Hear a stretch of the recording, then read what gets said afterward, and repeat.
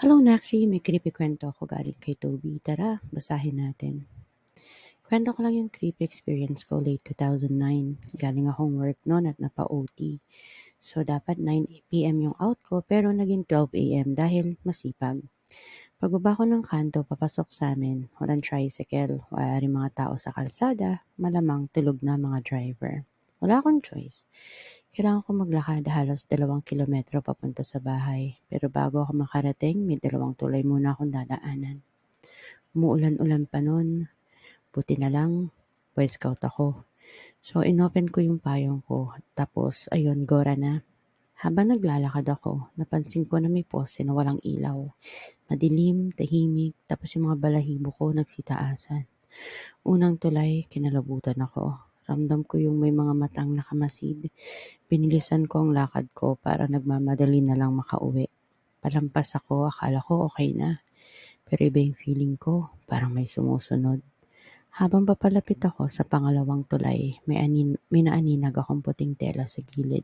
Akala ko tela lang, pero paglapit ko, babae pala, nakaputi, nakaupo sa gilid, nakayuko.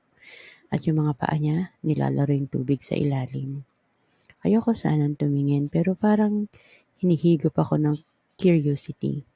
Habang papalapit ako, parang bumabagal yung lakad ko. Slow motion lahat. Gusto kong sumigaw, di ko magawa. Gusto kong tumakbo pero parang may pumipigil.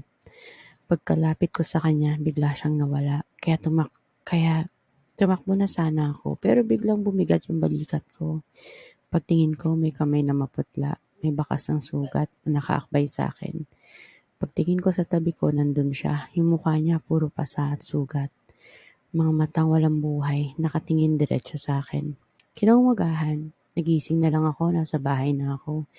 Sabi ni Mama, natagpuan daw ako ni Mandomeng na walang kamalay-malay at basang-basang nakahiga malapit sa tulay. Nung kwento ko yung nakita ko, doon ko lang nalaman na yung babaeng yun, biktima pala ng kalahasan.